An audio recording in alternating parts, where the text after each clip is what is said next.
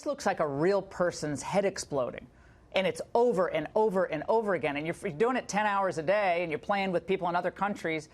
That's where you're getting your stimulation. And boys need to be outside playing. They need to be doing physical stuff. Instead, they're sitting there on these screens all day. I just don't see how any of that's good. This is wild. Video games. The most evil act you can partake of. They're corrupting our minds. They're corrupting our children's minds. Playing video games is like doing crack cocaine, and we must do everything in our power to eradicate them from existence.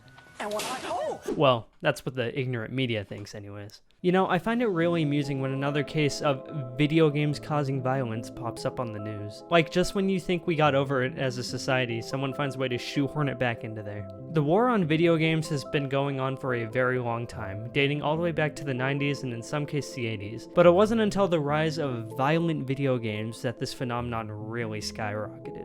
And I think we all know what video game franchise evokes the same delusional thought process when talking about violence in video games.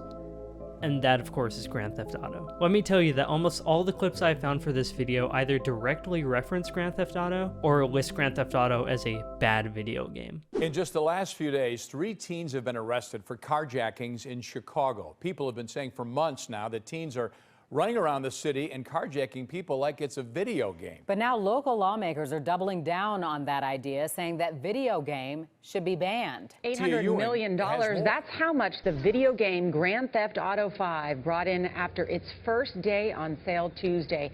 Fans who lined up for their copy say the technology is better than ever, but critics condemn the scenes with graphic violence, including torture and cruelty to women. Police say Zachary Burgess, seen here in his booking photo, stole a pickup truck and went on a dangerous joyride Saturday night in Baton Rouge. All they say because he failed to separate fantasy from reality. While GTA is probably the easiest video game for people to freak out about, even today, there are far worse games you can honestly be freaking out about. Look, we live in a world right now where gaming is a lot more widely accepted than it used to be. And with them being a lot more accepted nowadays, you see a lot less delusional people having awful takes on them. However, that doesn't immediately eradicate those people's presence, as they will never truly be gone. We're seeing cases of kids emulating these games because the games are so realistic. They want the sensation of the real experience in real life. It's kind of like the same situation with Dungeons and Dragons like back in the 80s. When kids were just playing a harmless board game, Dungeons and Dragons, back in the 80s, a lot of parents and delusional people called it satanic and evil for our children. I mean, this scare was literally called the Satanic Panic of the 80s. Like, it's legit a real thing. You can go look it up. Shadows of the day soon crept into Mike's dreams as wild, grisly nightmares haunted his sleep. What? What is this? This is so silly. I would see just horrific, awful, just bloody and horrible creatures hacking at my friends, and I would stand there and watch my friends as they would be just hacked apart, and they were just incredibly gory dreams. And I would wake up at night, oftentimes I'd be so upset that I would not be able to sleep for the rest of the evening. And the same thing happened with video games for many years. And even though it's a lot less prevalent now, it still does come up from time to time. People are just afraid of change. They always have been. And if you don't open yourself up to change, you will never progress with the world. And in this case, over video games, you just look like an idiot. This video isn't about the rights of video games and how we should be able to play them. It's more of a funny video to trash on old and out of touch people that don't understand video games but think they do. NBC fact checker Jane Tim is here now. And Jane, this is not the first time the president's linked video games to mass shootings. Is there a real link here? You know, we've looked into this for many, many years because people have been saying this for about 20 years. Since video games started having gore and blood in the 90s, people have been saying, well, what's that going to do to the young people who are playing this?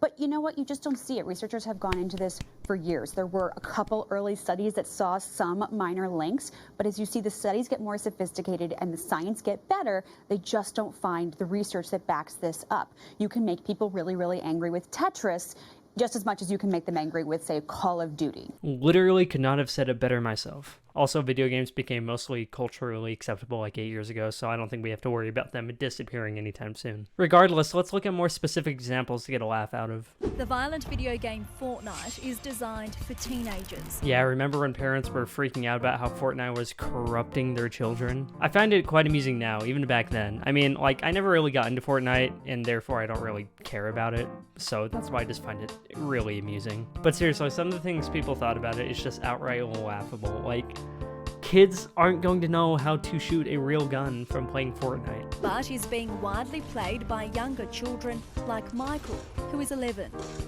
Yeah, you have to make sure no one kills you. So you have to kill others. Yes, you have to kill others. Shoot them, and then they just fall to the ground and die. It's not as brutal. That's not brutal? I wouldn't say brutal. Of course it doesn't face him, it's a cartoon game. Just because it has those sort of colourful graphics and that cartoonish style doesn't mean that it's okay for your kids. The Olympics even started putting together its own esports division, and Fortnite is one of the games included. Except in Fortnite, in the Olympics, since it's too violent to shoot at other cartoon characters, the entire esport will be target practice. No, I'm not joking. They've just made another announcement that a new game will be entered into the Olympics Esports Week. One that actually everyone has heard of. Fortnite. That's right, Fortnite will now be an Olympic sport. But not in the way that you're thinking. They had to change Fortnite around a little bit, and they are now doing a non-violent Fortnite creative map solution. So it's basically just a Fortnite custom map that's nothing but target practice for their Fortnite esport. Or if it's not how to use a gun, then your children probably have a gaming disorder. How much money do you think Cash has spent in-game? Thousands. I no longer pay him allowance in dollars. I pay him allowance in V-Bucks. You know you've got a problem when your mom is paying you in V-Bucks. To see what actually happens in Cash's brain when he's playing Fortnite, we head to the Marcus Institute of Integrative Medicine at Jefferson Health. Neuroscientist Andrew Newberg We're going to put like a little helmet kind of on you. Uses an fMRI machine to set up a comparison. Dude, there's no way. This is like the most absurd thing I've ever heard about. Now it's Cash's turn in the fMRI machine. Not much activity in his brain with birds and the older game, but Fortnite, Dr. Newberg says it was a very different story than his schoolmate. I can't believe they're like legitimately scanning this kid's brain because of Fortnite addiction. So the area that really lit up is a dopamine area of the brain. You can see Cash's brain on the left, Amato's, the non-Fortnite player, on the right. Watching Fortnite, Dr. Newberg says Cash's brain had much greater activation than Amato's in an area called the anterior cingulate, a structure that in part is involved in dopamine release and for some people can be associated with addiction. You have got to be kidding me. Now, while I do think gaming disorder is stupid and made up, I will admit that gaming addiction is a real thing, and I don't think you can really argue with that. But if you want to classify gaming addiction as gaming disorder, then go ahead. I just find the term really silly. But, I mean, if you want to call it that, then sure, why not? Look, people can get addicted to literally anything, whether it's drugs, alcohol, video games. Like, it doesn't matter. You can get addicted to anything, so I don't think it's that out of touch to say people can't get addicted to video games, because they definitely can. But gaming disorder, I don't know. That term is just, I don't know. It doesn't resonate well with me, I suppose. But at the end of the day, if you think your kid is playing too much Fortnite, then be a parent and take away the game. It's gonna be a lot better for them if it's that bad. Then you can probably ground your kid for playing Fortnite, but that's just a discussion for another day. Philanthropist Early Walker says violent video games like Grand Theft Auto could be influencing very young minds. Like I said earlier, Grand Theft Auto is probably the most attacked when it comes to video games and violence. But something that's really memorable to me is that in the 2000s, Hillary Clinton literally came out and bashed on Rockstar Games, talking about how bad their games are and how bad they are for the children, which, granted, it is an M-rated game, but we'll get to that later. We are determined to stop a situation in which video games with pornographic and violent content are being peddled to our children. It's almost routine in popular games for players to spray other people with Uzis, to drive over pedestrians, to kill police officers, to attack women. and in some cases, even to engage in cannibalism. But after her many public appearances of bashing on Rockstar Games, Rockstar took it upon themselves to put her likeness in GTA 4 as the Statue of Liberty, ironically called the Statue of Happiness, which I just find so hilarious. Now, this video would be like hours long if I spent more time on the Grand Theft Auto section because there is so much to it, but I figured I would just include the Hillary Clinton bit because I find it like really funny and not a lot of people talk about it. Mass Effect is what it's called. It's made for Microsoft's Xbox system, and it features in some parts of this, you'll see full digital nudity. Imagine. I'm sorry, but does that say sex box? What is this video, man? Now, while this one isn't directly about violence, I still think it has a place in this video. The media is freaking out that players had the ability to partake of sexual acts in the new Mass Effect game that was coming out.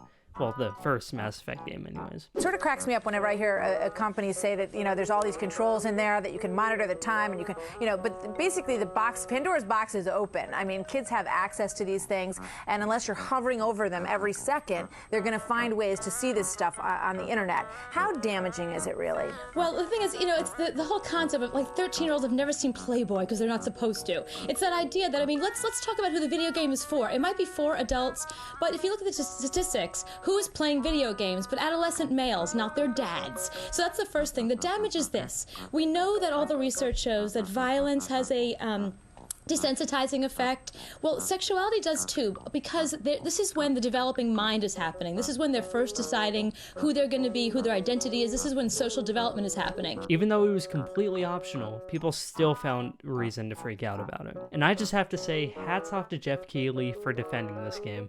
That guy is goated. All right, let's get Jeff in on this. All right, that's go ahead, completely Jeff. Incorrect. Yeah, that's completely incorrect. First of all, you can actually play as a man or a woman in the game. Cooper, have you ever played Mass Effect? No. Right, well, I think the fact is you talked about, another thing that you mentioned is that how it's, has full graphic nudity. That's completely incorrect. There's no full nudity in this game. There's the side of an alien boob which can be seen. It's a small sexual situation in this game, which is about 2 minutes out of a 30-plus hour experience. Time and time again, whenever something dumb like this happens, if Jeff Keighley is there, he will defend the video game as long as he needs to.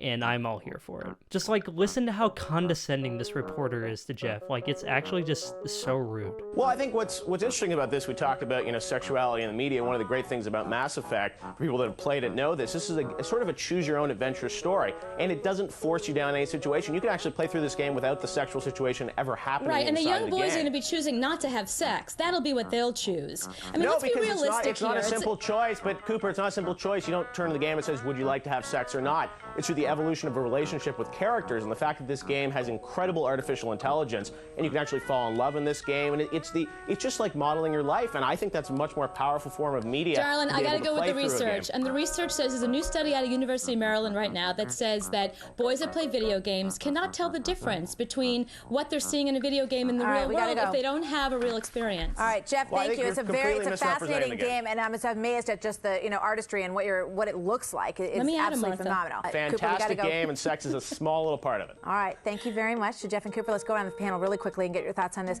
Also, if the parents are freaking out that their child might play Mass Effect and might partake of these optional acts in the game, then don't buy the game for them. Don't let them play it. It's not that hard. Just stop being neglectful and actually do something about your child. Like I said earlier, video games have a rating system like movies do. So that is a clear depiction of what you should and should not buy for your child when it comes to video games. And yet again, that logic is thrown out the window when people who don't know anything about video games talk about video games, because they always want to be mad about something. All I have to say for this section is, thank you, Jeff Keighley, for existing. You're a wonderful person. Alright, I don't want to keep you guys here forever, so I'm going to end the video here. I hope you enjoyed our little deep dive into the anti-gaming culture. Subscribe if you want. Let me know in the comments if you've ever experienced anything like this, and I'll see you in my next video. Peace.